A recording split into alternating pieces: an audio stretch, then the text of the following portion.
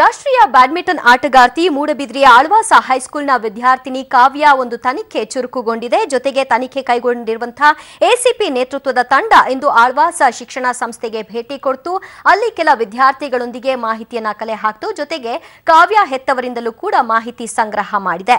ಜೊತೆಗೆ ಕಾವ್ಯ ಮನೆಗೆ ರಾಜಕೀಯ ನಾಯಕರ ದಂಡೆ ಹರಿದು ಬಂದಿದೆ. ಅದರ ವರದಿಯನ್ನ ನೋಡೋಣ. ಆಳ್ವಾಸ್ ವಿದ್ಯಾರ್ಥಿನಿ ಕಾವ್ಯ ನಿಗೂಢ ಸಾವು, ಚುರುಕು ಪಡೆಯಿತು ಪೊಲೀಸ್ ತನಿಖೆ. ಜುಲೈ 20ರಂದು ನಿಗೂಢವಾಗಿ ಸಾವನ್ನಪ್ಪಿರುವ ಮೂಡಬಿದಿರೆಯ ಆಳ್ವಾಸ್ ಹೈಸ್ಕೂಲಿನ 10ನೇ ತರಗತಿ ವಿದ್ಯಾರ್ಥಿನಿ ರಾಷ್ಟ್ರೀಯ ಬ್ಯಾಡ್ಮಿಂಟನ್ ಆಟಗಾರ್ತಿ ಕಾವ್ಯ ಪೂಜಾರಿ ಸಾವಿನ ತನಿಖೆ ಇದೀಗ ಚುರುಕುಗೊಂಡಿದೆ. ಕಾವ್ಯ ಪೋಷಕರ ದೂರಿನ ಮೇರೆಗೆ ಪಣಂಬೂರು ಎಸಿಪಿ ರಾಜೇಂದ್ರ ನೇತೃತ್ವದ ತಂಡ ತನಿಖೆ ಆರಂಭಿಸಿದೆ. ಇವತ್ತು ಆಳ್ವಾಸ ಶಿಕ್ಷಣ ಸಂಸ್ಥೆಯ ಸಿಬ್ಬಂದಿ ಸಹಿತ ದೈಹಿಕ ಶಿಕ್ಷಕ ಪ್ರವೀಣ್ ಕುಮಾರ್, 6 ವಿದ್ಯಾರ್ಥಿಗಳು, ಹಾಸ್ಟೆಲ್ ವಾರ್ಡನ್, ಕೆಲ ಶಿಕ್ಷಕರ ವಿಚಾರಣೆ ನಡೆಸಿದರು. ಸಿಸಿಟಿವಿ ದೃಶ್ಯಗಳನ್ನು ಪರಿಶೀಲಿಸಿದರು.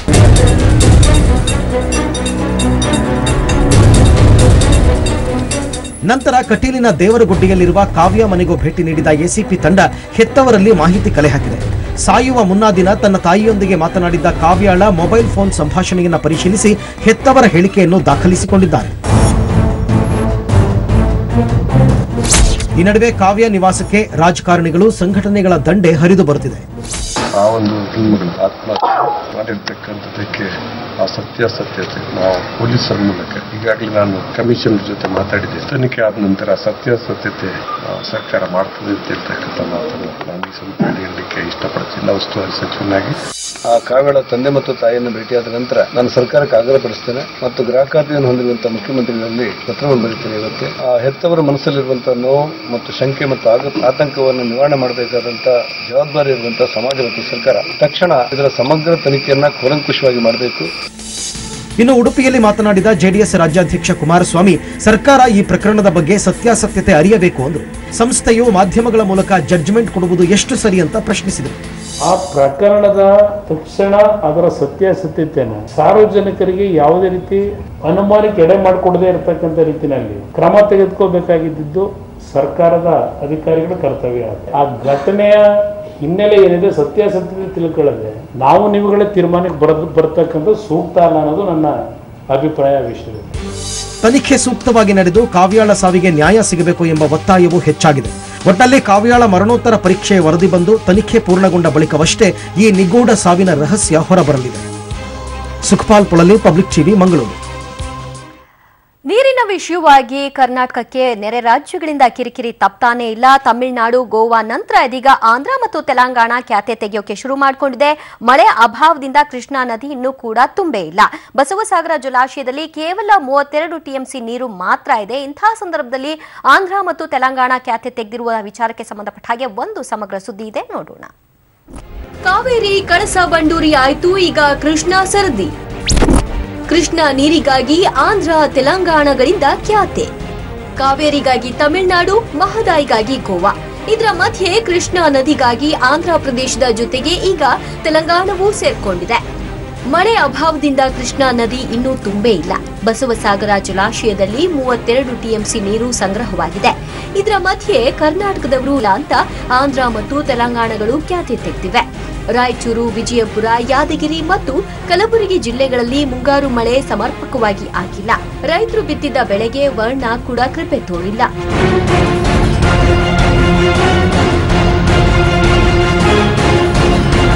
ಮಹಾರಾಷ್ಟ್ರದಲ್ಲಿ ಮಳೆ ಹಿನ್ನೆಲೆಯಲ್ಲಿ ಕೃಷ್ಣಾ ನದಿಗೆ ಹೆಚ್ಚಿನ ನೀರು ಬಿಡಲಾಗಿದೆ.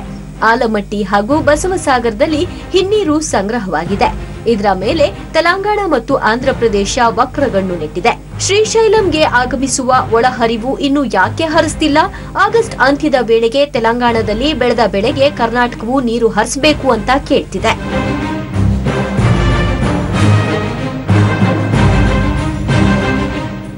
ನಮ್ಮ ರಾಯಚೂರಿನ ಆರ್ಟಿಪಿಸಿಎಲ್ಗೆ ಪ್ರತಿ ವರ್ಷ 2.8 ಟಿಎಂಸಿ ನೀರು ಬೇಕಾಗುತ್ತೆ. ಇನ್ನು ಬಸವಸಾಗರದಲ್ಲಿ ಪ್ರತಿದಿನ ಒಳಹರಿವು ಇರುವುದರಿಂದ 20,000 ಕ್ಯೂಸೆಕ್ ನೀರನ್ನ ಕುಡಿಯಲು ಕಾಲುವೆಗಳಿಗೆ ನೀರು ಹರಿಸುತ್ತಿದ್ದಾರೆ. ಈಗಾಗಲೇ ಬರಗಾಲದಿಂದ ತತ್ತರಿಸಿದ ರೈತರಿಗೆ ಮುಂಗಾರು ಮಳೆ ಸಹ ಕೈಕೊಟ್ಟಂತಾಗಿದೆ.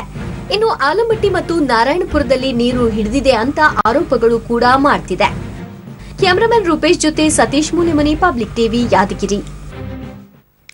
ಲಿಂಗಾಯತ ಪ್ರತ್ಯೇಕ ಧರ್ಮ ವಿಚಾರವಾಗಿ ಮಾತೆ ಮಹಾದೇವಿ ಹಾಗೂ ರಂಭಾಪುರಿ ಶ್ರೀಗಳ ಬೆಂಬಲಿಗರ ನಡುವೆ ವಾಗ್ಯುದ್ಧ ನಡೀತಾನೆ ಇದೆ. ನಿನ್ನೆಯಷ್ಟೇ ರಂಭಾಪುರಿ ಶ್ರೀಗಳ ಪರ ಬೆಂಬಲಿಗರು ಮಾತೆ ಮಹಾದೇವಿ ವಿರುದ್ಧ ಕಿಡಿಕಾರಿದ್ರು. ಇನ್ನು ವೈಸ್ ವರ್ಸ ಅನ್ನುವಂತೆ ಮಾತೆ ಮಹಾದೇವಿ ವಿರುದ್ಧ ಕೂಡ ಕಿಡಿಕಾರಿದ್ದಾಯ್ತು. ಈ ಮಧ್ಯೆ ಲಿಂಗಾಯತ ಧರ್ಮ ವಿಷಯದಲ್ಲಿ ರಾಜಕೀಯ ಯಾಕೆ ಅಂತ ಮಾಜಿ ಸಿಎಂ ಕುಮಾರಸ್ವಾಮಿ ಕಿಡಿಕಾರಿದ್ದಾರೆ. ಆ ವಿಷಯವನ್ನ ನೋಡೋಣ.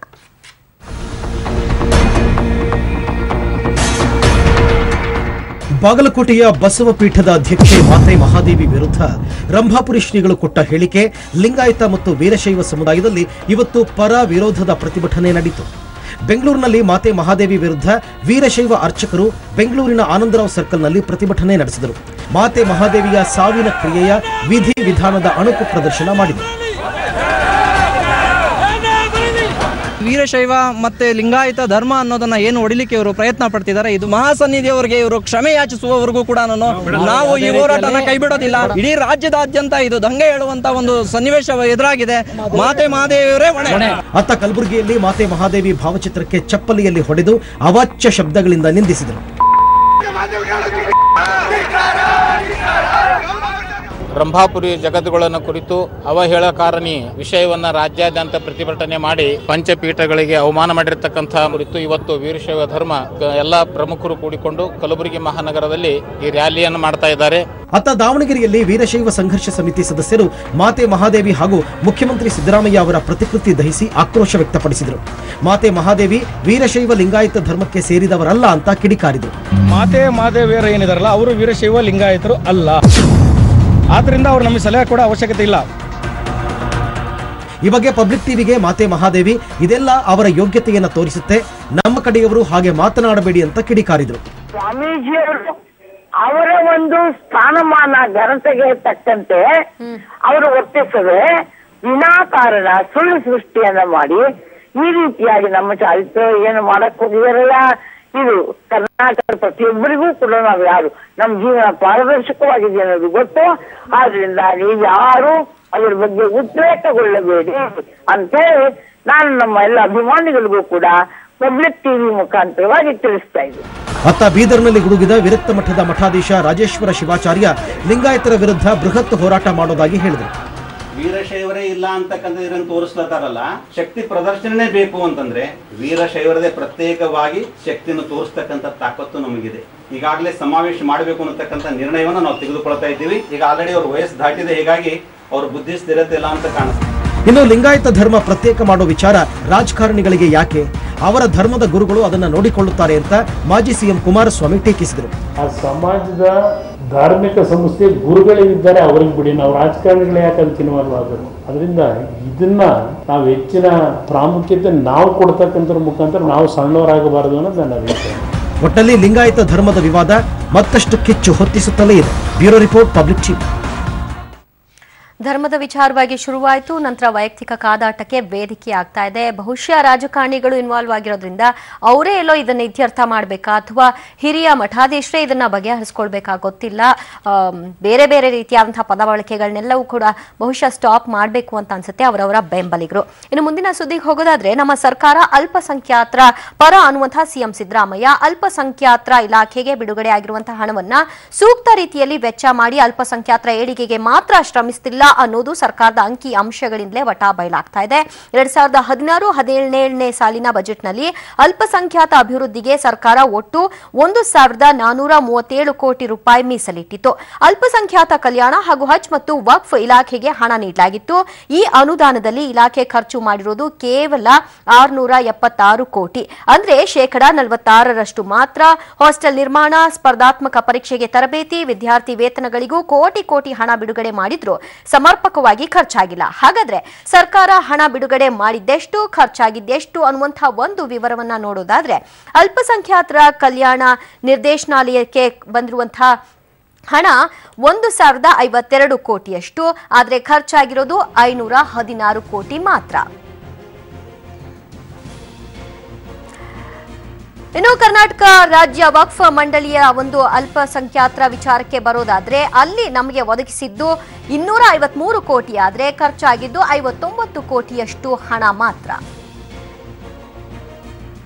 ಕರ್ನಾಟಕ ರಾಜ್ಯ ಹಜ್ ಸಮಿತಿಗೆ 25 ಕೋಟಿ ಬಿಡುಗಡೆಯಾಗಿದ್ರೆ ಸರ್ಕಾರ ಖರ್ಚು ಮಾಡಿರೋದು 12.5 ಕೋಟಿಯಷ್ಟು ಮತ್ತು ಕರ್ನಾಟಕ ಅಲ್ಪಸಂಖ್ಯಾತರ ಆಯೋಗಕ್ಕೆ 3.87 ಕೋಟಿಯಷ್ಟು ಬಿಡುಗಡೆಯಾಗಿದೆ. ಆದರೆ ಖರ್ಚಾಗಿರೋದು 2.69 ಕೋಟಿಯಷ್ಟು.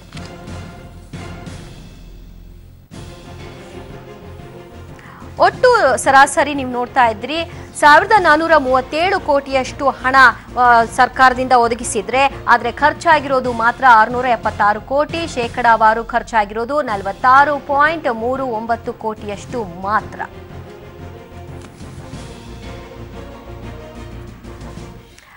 ಅಮಿತ್ ಶಾ ರಾಜ್ಯಕ್ಕೆ ಬರ್ತಾರೆ. ಇಲ್ಲಿನ ಆಗು ಹೋಗುಗಳ ಕುರಿತಾಗಿ ಮತ್ತು ಚುನಾವಣಾ ವಿಚಾರಕ್ಕೆ ಸಂಬಂಧಪಟ್ಟ ಹಾಗೆ ಮುಂದಿನ ಎಲೆಕ್ಷನ್ ಹೇಗೆ ಎದುರಿಸಬೇಕು ಅನ್ನುವಂತಹ ಎಲ್ಲ ರೂಪುರೇಷೆಗಳನ್ನ ಮಾಡ್ತಾರೆ ಅನ್ನುವಂತಹ ಅಂದಾಜುಗಳಿತ್ತು. ಆದ್ರೆ ಕಾಂಗ್ರೆಸ್ ಬೀಸಿರುವಂತಹ ಬಾಣಕ್ಕೆ ಎದುರಿದ್ಯಾ ಅನ್ನುವಂತಹ ವಿಚಾರ ಕೂಡ ನಡೀತಾ ಇತ್ತು. ಹಾಗಿದ್ರೆ ಅಮಿತ್ ಶಾ ಯಾವಾಗ ಬರ್ತಾರೆ? ಚುನಾವಣಾ ವರ್ಷದಲ್ಲಿ ಸಿಎಂ ಸಿದ್ದರಾಮಯ್ಯ ತಂತ್ರಗಾರಿಕೆಗೆ ಬಿಜೆಪಿ ಚಾಣಾಕ್ಷ ಅಮಿತ್ ಶಾ ಹೆದರಿದ್ದಾರೆ ಅನ್ನುವಂತಹ ರೀತಿಯಾದಂತಹ ಸುದ್ದಿ. ಸಿದ್ದರಾಮಯ್ಯ ಪ್ಲೇ ಮಾಡಿರುವಂತಹ ಕನ್ನಡ ಕಾರ್ಡ್, ಮೆಟ್ರೋದಲ್ಲಿ ಹಿಂದಿ ಹೇರಿಕೆಗೆ ವಿರೋಧ ಮತ್ತು ಲಿಂಗಾಯತ ಧರ್ಮದ ಪಾಲಿಟಿಕ್ಸ್ ನಿಂದಾಗಿ ಬಿಜೆಪಿ ಇಕ್ಕಟ್ಟಿಗೆ ಸಿಲುಕಿದೆ. ಹೀಗಾಗಿ ಆಗಸ್ಟ್ನಲ್ಲಿ ರಾಜ್ಯ ಪ್ರವಾಸ ಕೈಗೆತ್ತಿಕೊಳ್ಳೋಕೆ ಬಿಜೆಪಿ ರಾಷ್ಟ್ರಾಧ್ಯಕ್ಷ ಅಮಿತ್ ಶಾ ಕರ್ನಾಟಕ ಪ್ರವಾಸದ ಮೇಲೆ ಈ ವಿದ್ಯಮಾನಗಳು ಚುನಾವಣೆಯಲ್ಲಿ ಮಹತ್ತರ ಪಾತ್ರವನ್ನು ವಹಿಸುತ್ತೆ. ಹೀಗಾಗಿ ರಾಷ್ಟ್ರೀಯ ಮತ್ತು ರಾಜ್ಯ ಬಿಜೆಪಿ ನಾಯಕರಿಂದ ತಟಸ್ಥ ನಿಲುವು ತಳೆದು ಪರಿಸ್ಥಿತಿ ತಿಳಿಯಾದ ಬಳಿಕ ರಾಜ್ಯ ಭೇಟಿಗೆ ಅಮಿತ್ ಶಾ ಚಿಂತನೆಯನ್ನ ನಡೆಸಿದ್ದಾರೆ ಅನ್ನೋ ಮಾತುಕತೆಗಳು ಕೇಳಿಬರ್ತಾ ಇದೆ. ಇದಕ್ಕಾಗಿಯೇ ಮೊದಲು ಆಗಸ್ಟ್ 5, 6, 7ಕ್ಕೆ ಅಮಿತ್ ಶಾ ರಾಜ್ಯ ಪ್ರವಾಸ ನಿಗದಿಯಾಗಿತ್ತು. ಬಳಿಕ ಆಗಸ್ಟ್ 12, 13, 14ಕ್ಕೆ ಮುಂದೂಡಿಕೆ ಮಾಡಲಾಯಿತು. ಆದ್ರೀಗ ಎಲ್ಲ ಕಾರ್ಮೋಡ ಸರಿದಿದ್ದು ಆಗಸ್ಟ್ 12ರಂದು ಅಮಿತ್ ಶಾ ರಾಜ್ಯಕ್ಕೆ ಆಗಮಿಸುತ್ತಾರೆ. ಆಗಸ್ಟ್ 10ರಂದು ರಾಜ್ಯಸಭಾ ಸದಸ್ಯರಾಗಿ ಪ್ರಮಾಣ ವಚನ ಸ್ವೀಕರಿಸುವ ಶಾ ಆಗಸ್ಟ್ 11ರಂದು ಅಸ್ಸಾಂ ಪ್ರವಾಸ ಕೈಗೊಂಡ ಬಳಿಕ ಕರ್ನಾಟಕಕ್ಕೆ ಬರಲಿದ್ದಾರೆ ಅಂತ ರಾಜ್ಯ ಬಿಜೆಪಿ ಪ್ರಧಾನ ಕಾರ್ಯದರ್ಶಿ ಅರವಿಂದ್ ಲಿಂಬಾವಳಿ ಸ್ಪಷ್ಟಪಡಿಸಿದ್ದಾರೆ. ಶಾಸಕ ಜಮೀರ್ ಆಯ್ತು, ಈಗ ಶಾಸಕ ಬಾಲಕೃಷ್ಣ ಟಾರ್ಗೆಟ್ ಅನ್ನುವಂತಹ ವಿಷಯಕ್ಕೆ ಸಂಬಂಧಪಟ್ಟ ಹಾಗೆ ಜಮೀರ್ ಅವರು ರೆಬಲ್ ಆದ ಮೇಲೆ ಚಾಮರಾಜಪೇಟೆ ಕ್ಷೇತ್ರದಲ್ಲಿ ಸಮಾವೇಶಗಳ ಮೇಲೆ ಸಮಾವೇಶ ಮಾಡಿದ ದೇವೇಗೌಡರು ಇದೀಗ ಮಾಗಡಿ ಕ್ಷೇತ್ರದ ಶಾಸಕ ಬಾಲಕೃಷ್ಣ ಅವರಿಗೆ ಟಾಂಗ್ ಕೊಡೋದಕ್ಕೆ ಎಲ್ಲಾ ರೀತಿಯಲ್ಲೂ ಸಿದ್ಧತೆ ಮಾಡಿಕೊಂಡಿದ್ದಾರೆ. ಇವತ್ತು ಮಾಗಡಿ ಕ್ಷೇತ್ರದ ಜೆಡಿಎಸ್ ಕಾರ್ಯಕರ್ತರ ಪೂರ್ವಭಾವಿ ಸಭೆ ನಡೆಸಿ ಎಚ್ಸಿ ಬಾಲಕೃಷ್ಣ ಬದಲಾಗಿ ಮಾಗಡಿ ಕ್ಷೇತ್ರಕ್ಕೆ ಬದಲಿ ಅಭ್ಯರ್ಥಿಯನ್ನ ಸದ್ಯದಲ್ಲೇ ಘೋಷಣೆ ಮಾಡುವಂತೆ ರಾಮನಗರ ಜಿಲ್ಲಾ ಕಾರ್ಯಕರ್ತರು ದೇವೇಗೌಡರಿಗೆ ಒತ್ತಾಯವನ್ನ ಮಾಡಿದ್ದಾರೆ. ಚುನಾವಣೆ ಸಂದರ್ಭದಲ್ಲಿ ಅಭ್ಯರ್ಥಿಯನ್ನ ಪ್ರಕಟಿಸುವುದು ಬೇಡ, ಮಾಗಡಿಯಲ್ಲಿ ಗೆಲ್ಲಬೇಕಿದ್ರೆ ಒಮ್ಮತದ ಅಭ್ಯರ್ಥಿಯನ್ನ ಸದ್ಯದಲ್ಲೇ ಘೋಷಿಸಿದ್ರೆ ಈಗಿನಿಂದಲೇ ಪ್ರಚಾರ ಮುಂದುವರಿಸುವಂತೆ ದೇವೇಗೌಡರ ಮೇಲೆ ಕಾರ್ಯಕರ್ತರು ಒತ್ತಡವನ್ನು ತರ್ತಾ ಇದ್ದಾರೆ. ಕುದೂರು ಜಿಲ್ಲಾ ಪಂಚಾಯಿತಿ ಕಾಂಗ್ರೆಸ್ ಸದಸ್ಯ ಎ ಮಂಜುನಾಥ್ ಅವರಿಗೆ ಮಾಗಡಿ ಕ್ಷೇತ್ರಕ್ಕೆ ಜೆಡಿಎಸ್ ಟಿಕೆಟ್ ನೀಡುವಂತೆ ಕಾರ್ಯಕರ್ತರು ಒತ್ತಡವನ್ನು ತರ್ತಾ ಇದ್ದಾರೆ. ನಡೆಯುತ್ತೆ, ಅದೆಲ್ಲ ಒಳ್ಳೆ ಕಥೆ ಆಯ್ತಲ್ಲ. ನಾನು ಮನೇಲಿ ಕೂತ್ಕೊಳ್ತೇನೆ, ಇಲ್ಲಿ ಹೇಳಿಲ್ವೇ ಕಾಯಕವೇ ಕೈಲಾಸ ನಂದು, ಮಾಡ್ತಾ ಹೋಗ್ತೇನೆ. ಯಶಸ್ಸು ಸಿಕ್ಕೋದು ಬಿಡೋದು ದೇವರಿಚ್ಛೆ. ಕರ್ನಾಟಕಕ್ಕೆ ಬಂದಿರುವ ಗುಜರಾತ್ನ ಕಾಂಗ್ರೆಸ್ ಶಾಸಕರು ಒಗ್ಗಟ್ಟು ಪ್ರದರ್ಶನವನ್ನ ಮಾಡಿದ್ದಾರೆ. ಡಿಕೆಶಿ ನೇತೃತ್ವದಲ್ಲಿ ಈ ಒಗ್ಗಟ್ಟು ಪ್ರದರ್ಶನ ಆಗಿದ್ದು ಬಿಜೆಪಿಯ ಮೋದಿ ನಡೆಗೆ ನಾವು ಟಾಂಗ್ ಕೊಟ್ಟಿದ್ದೀವಿ ಅಂತ ಹೇಳ್ತಾ ಇದ್ದಾರೆ. ಮಗದೊಂದು ಕಡೆ ದೇವೇಗೌಡರು ಕೂಡ ಮೋದಿ ನಡೆಯನ್ನ ಖಂಡಿಸಿದ್ದಾರೆ. ಕರ್ನಾಟಕದಲ್ಲಿ ಗುಜರಾತ್ ಶಾಸಕರ ರೆಸಾರ್ಟ್ ರಾಜಕೀಯ. ಆಪರೇಷನ್ ಕಮಲ ಭೀತಿಗೆ ಬಂದಿದ್ದೀವಿ ಅಂದ್ರು ಶಾಸಕರು. ಪವರ್ ಮಿನಿಸ್ಟರ್ ಜೊತೆ ಶಾಸಕರಿಗೆ ಭದ್ರಕೋಟೆ ನಿರ್ಮಾಣ. ರಾಜ್ಯಸಭಾ ಚುನಾವಣೆಯ ಜೊತೆಗೆ ವರ್ಷಾಂತ್ಯಕ್ಕೆ ನಡೆಯಲಿರುವ ವಿಧಾನಸಭೆ ಚುನಾವಣೆಯ ಹಿನ್ನೆಲೆಯಲ್ಲಿ ಗುಜರಾತ್ನಲ್ಲಿ ಆಪರೇಷನ್ ಕಮಲ ಭೀತಿಯನ್ನ ತಪ್ಪಿಸಿಕೊಳ್ಳಲು ಕರ್ನಾಟಕದಲ್ಲಿ ವಾಸ್ತವ್ಯ ಹೂಡಿರುವ ಗುಜರಾತ್ ಕಾಂಗ್ರೆಸ್ ಶಾಸಕರಿಗೆ ಸಚಿವ ಡಿಕೆ ಶಿವಕುಮಾರ್ ಭದ್ರಕೋಟೆ ನಿರ್ಮಿಸಿದ್ದಾರೆ. ಬೆಂಗಳೂರಿನ ಹೊರವಲಯದ ಬಿಡದಿಯ ಈಗಲ್ಟನ್ ರೆಸಾರ್ಟ್ನಲ್ಲಿ ಬಿಡಾರ ಹೂಡಿರುವ ಗುಜರಾತ್ ಶಾಸಕರು ಇಂದು ಜಂಟಿ ಸುದ್ದಿಗೋಷ್ಠಿಯನ್ನು ನಡೆಸಿದರು. ತಾವೆಲ್ಲರೂ ಪ್ರಜಾತಂತ್ರದ ಉಳಿವಿಗಾಗಿ ಒಟ್ಟಾಗಿದ್ದೇವೆ ಅಂದ್ರು. ಶಾಸಕ ಶಕ್ತಿ ಸಿನ್ಹಾ ಗೋಯಲ್ ಮಾತನಾಡಿ ಬಿಜೆಪಿ ವಿರುದ್ಧ ಕಿಡಿಕಾರಿದ್ರು. भारतीय जनता पार्टी ने शाम दाम दंड भेद राजनीति में लेवल होता है, किया जा सकता है. कांग्रेस के विधायकों को खरीदने में, डराने में भाजपा सरकार लगी थी. आओ अमित शाह को मिला दें, टिकट पक्की, 15 करोड़ चुनाव का खर्च. वहां से मेरा विधायक भाग के निकल के बस में बैठ के सूरत पहुंचते हैं. ಗುಜರಾತ್ನ ಎಲ್ಲ ಶಾಸಕರಿಗೆ ಡಿಕೆ ಬ್ರದರ್ಸ್ ಸಾಥ್ ಕೊಟ್ಟಿದ್ದಾರೆ. ಈ ವೇಳೆ ಮಾತನಾಡಿದ ಸಚಿವ ಡಿಕೆಶಿ, ಗುಜರಾತ್ ಶಾಸಕರ ಮೇಲೆ ಬಿಜೆಪಿಯ ಒತ್ತಡವಿತ್ತು, ಹಾಗಾಗಿ 43 ಶಾಸಕರನ್ನ ಒಟ್ಟಿಗೆ ಕರೆ ತಂದಿದ್ದೇವೆ ಅಂದ್ರು. ನಮ್ಮ ಅತಿಥಿಗಳಾಗಿ ನಮ್ಮ ಗುಜರಾತ್ ಪ್ರದೇಶ ಕಾಂಗ್ರೆಸ್ ಸಮಿತಿಯಿಂದ ಶಾಸಕರು ಬಂದಿದ್ದಾರೆ. ಬಿಜೆಪಿಯವರ ಒತ್ತಡ ಯಾವುದು ಇರಬಾರ್ದು ಮಾನಸಿಕವಾಗಿ ಅಂತೇಳಿ ನಾವೆಲ್ಲ ಕಾಂಗ್ರೆಸ್ ಪಾರ್ಟಿನ ಉಳಿಸ್ಕೊಳ್ಳೇಬೇಕು ಅಂತೇಳಿ ಅವರ ಸ್ವಂತ ಇಚ್ಛೆಯಿಂದ ನಾವೆಲ್ಲ ಒಟ್ಟು ಒಂದ್ ಕಡೆ ಇರೋಣ ಅಂತೇಳಿ ಬಂದಿದ್ದಾರೆ. ಸೊ ನಾವು ಅವ್ರಿಗೆ ಆತಿಥ್ಯವನ್ನ ಕೊಡ್ತಾ ಇದ್ದೀವಿ. ಇನ್ನು ಅಮಿತ್ ಶಾ ಕ್ರಿಮಿನಲ್ ತಂತ್ರಗಳಿಗೆ ಮುನ್ನೆಚ್ಚರಿಕೆ ಕ್ರಮವಾಗಿ ಗುಜರಾತ್ ಕಾಂಗ್ರೆಸ್ ಶಾಸಕರನ್ನ ಕರ್ನಾಟಕಕ್ಕೆ ಕರೆತಂದಿದ್ದೇವೆ.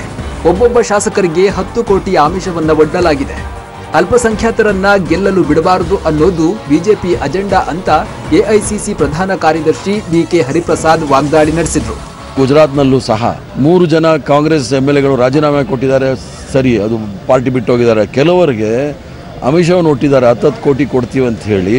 ಅದು ಬಹಿರಂಗ ಆದಾಗ ನಾವು ಪ್ರಜಾಪ್ರಭುತ್ವದಲ್ಲಿ ಈ ರೀತಿ ಆಗಬಾರ್ದು ಅಂಥೇಳಿ ಶಾಸಕರೆಲ್ಲರೂ ಸಹ ಗುಜರಾತ್ನಿಂದ ಹೊರಗಡೆ ಬಂದು ಕರ್ನಾಟಕ ರಾಜ್ಯದಲ್ಲಿ ಇದ್ದಾರೆ. ಇನ್ನು ಬಿಜೆಪಿಯವರು ಗುಜರಾತ್ನಲ್ಲಿ ಒಂದೇ ಒಂದು ರಾಜ್ಯಸಭೆ ಸೀಟಿಗಾಗಿ ಇಷ್ಟೊಂದು ರಾಜಕಾರಣದ ಅಗತ್ಯ ಇರಲಿಲ್ಲ ಎಂದು ಮಾಜಿ ಪ್ರಧಾನಿ ದೇವೇಗೌಡರು ಮೋದಿ ವಿರುದ್ಧ ಕಿಡಿಕಾರಿದರು. ಪಾರ್ಲಿಮೆಂಟ್ಗೊಂದು ಸೀಟ್ಗೋಸ್ಕರ ಇಷ್ಟೆಲ್ಲ ವಾಮ ಮಾರ್ಗ ಹಿಡಿಬೇಕಾ? ಇದರಿಂದ ಕೇಸರೀಕರಣ ಮಾಡುವಂಥ ಮಾರ್ಗ ಏನಿದೆಯಲ್ಲ ಅದು ಬಾಟ ಮಾರ್ಗ ಅಲ್ಲ. ಕೆಲವು ದಿನ ಗುಜರಾತ್ ಶಾಸಕರು ಬೆಂಗಳೂರು ಅಥವಾ ಮಡಿಕೇರಿಯಲ್ಲಿ ನೆಲೆಸುವ ಸಾಧ್ಯತೆ ಇದೆ ಎನ್ನಲಾಗ್ತಿದ್ದು ರಾಜಕೀಯದ ನಾಟಕ ಆಗಸ್ಟ್ 5ರವರೆಗೆ ಮುಂದುವರಿಯಲಿದೆ. Srinivasa Rao Dalave, public TV, Bidadi. ಪ್ರಧಾನಿ ಮೋದಿ ತವರು ಗುಜರಾತ್ನ ಕರಾವಳಿಯಲ್ಲಿ ಅತಿ ದೊಡ್ಡ ಮಾದಕ ವಸ್ತುಗಳ ಜಾಲವನ್ನ ಪತ್ತೆ ಹಚ್ಚಲಾಗಿದೆ. ಕೋಸ್ಟ್ ಗಾರ್ಡ್ ಪೊಲೀಸರು ಇದನ್ನ ಭೇದಿಸಿದ್ದಾರೆ. ಹಡಗಿನಲ್ಲಿ ಅಕ್ರಮವಾಗಿ ಸಾಗಿಸಲಾಗ್ತಾ ಇದ್ದ 3,500 ಕೋಟಿ ಮೌಲ್ಯದ 1,500 ಕೆಜಿ ಡ್ರಗ್ ಅನ್ನ ಪೊಲೀಸರು ವಶಕ್ಕೆ ಪಡೆದಿದ್ದಾರೆ. ಪನಾಮಾದಿಂದ ಅಕ್ರಮವಾಗಿ ಹಡಗಿನಲ್ಲಿ ಡ್ರಗ್ ಸಾಗಿಸಲಾಗ್ತಾ ಇದ್ದು ಈ ವೇಳೆ ಕಾರ್ಯಾಚರಣೆ ನಡೆಸಿದಂತಹ ಗುಜರಾತ್ನ ಪೋರ್ಬಂದರ್ನಲ್ಲಿ ಕೋಸ್ಟ್ ಗಾರ್ಡ್ ಪೊಲೀಸರು ಸೀಸ್ ಮಾಡಿದ್ದಾರೆ. ಗುಪ್ತಚರ ಮಾಹಿತಿ ಮೇರೆಗೆ ಶನಿವಾರ ರಾತ್ರಿ 12ಕ್ಕೆ ಹಡಗನ್ನ ಸಮುದ್ರ ಪಾವಕ್ ಮೂಲಕ ತಡೆ ಹಿಡಿಯಲಾಗಿದೆ.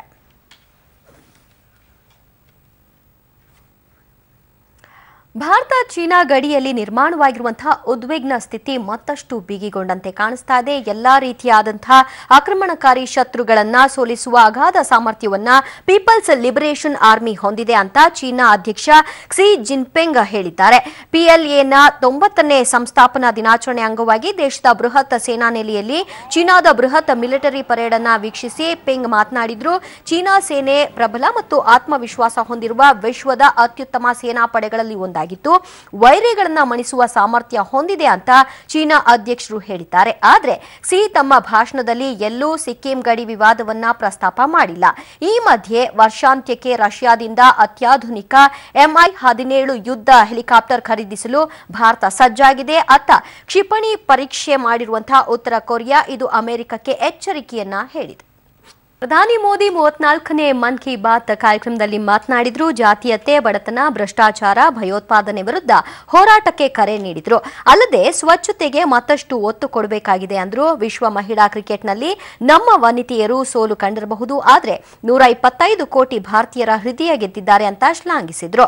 ಅಷ್ಟೇ ಅಲ್ಲ, ಜುಲೈ 1ರಿಂದ ದೇಶಾದ್ಯಂತ ಜಾರಿಗೆ ಬಂದಿರುವ ಸರಕುಗಳು ಮತ್ತು ಸೇವೆಗಳ ತೆರಿಗೆ ಕುರಿತು ಪ್ರಸ್ತಾಪಿಸಿ ಈ ತೆರಿಗೆ ಪದ್ಧತಿ ಜಾರಿಯಿಂದ ಹಲವಾರು ಅನುಕೂಲಗಳು ಆಗುತ್ತೆ ಅಂತ ಹೇಳಿದ್ರು.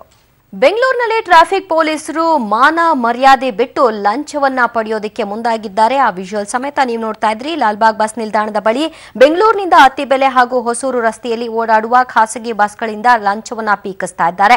ಟ್ರಾಫಿಕ್ ಪೇದೆ ಪುಟ್ಟರಾಜು ಲಂಚ ಪುರಾಣದಲ್ಲಿ ಮೇಲಾಧಿಕಾರಿಗಳಿಗೂ ಪಾಲಿದೆ ಅನ್ನುವಂತಹ ಕುರಿತಾಗಿ ಮಾತನಾಡಿದ್ದಾರೆ. ಯಾಕಂದ್ರೆ ತಾನು ಲಂಚ ಪಡೆದಿದ್ದನ್ನ ಡೈರಿಯಲ್ಲಿ ನೀಟಾಗಿ ನಮೂದಿಸಿ ಖಾಸಗಿ ಬಸ್ ನಿರ್ವಾಹಕನಿಂದ ಸಹಿ ಬೇರೆ ಹಾಕಿಸ್ಕೊಳ್ತಾನೆ. ಅತ್ತ ಬಳ್ಳಾರಿಯ ಹೊಸಪೇಟೆ ತಾಲೂಕಿನ ಕಮಲಾಪುರ ಪೊಲೀಸ್ ಠಾಣೆ ಹೆಡ್ ಕಾನ್ಸ್ಟೇಬಲ್ ತಿಪ್ಪೇಸ್ವಾಮಿ ಅನ್ನೋರು ಹೆಲ್ಮೆಟ್ ಇಲ್ವಾ, ಲೈಸೆನ್ಸ್ ಇಲ್ಲದ ಬೈಕ್ ಸವಾರರ ಬಳಿ 50 ರೂಪಾಯಿ ಲಂಚ ತಗೊಂಡು ಬಿಟ್ಟು ಕಳಿಸ್ತಾರೆ. ಶ್ರೀಲಂಕಾ ವಿರುದ್ಧ ಗಾಲಿಯಲ್ಲಿ ನಡೆದ ಮೊದಲ ಟೆಸ್ಟ್ನಲ್ಲಿ ಭರ್ಜರಿ ಆಟವಾಡಿ ಭಾರೀ ಅಂತರದ ಜಯ ಸಾಧಿಸಿರೋ ಟೀಂ ಇಂಡಿಯಾ ಸಖತ್ ಎಂಜಾಯ್ ಮಾಡ್ತಿದೆ. ಗಾಲಿಯಲ್ಲಿ ಸಮುದ್ರ ತಟದ ರೆಸಾರ್ಟ್ನಲ್ಲಿ ಕೊಹ್ಲಿ, ರಾಹುಲ್, ಪಾಂಡ್ಯ ಸೇರಿದಂತೆ ಎಲ್ಲಾ ಆಟಗಾರರ ಮಸ್ತಿ ಸಖತ್ ವೈರಲ್ ಆಗಿದೆ. ಇದು ಈ ದಿನದ ಬಿಗ್ ಬುಲೆಟಿನ್. ಈಗ ರಾಧಿಕಾ ರಾಮಾಯಣ ವಿಶೇಷ ಕಾರ್ಯಕ್ರಮ ಪ್ರಸಾರವಾಗುತ್ತೆ. ನೆನಪಿರಲಿ, ನ್ಯೂಸ್ ಅಂದ್ರೆ ಪಬ್ಲಿಕ್ ಟಿವಿ.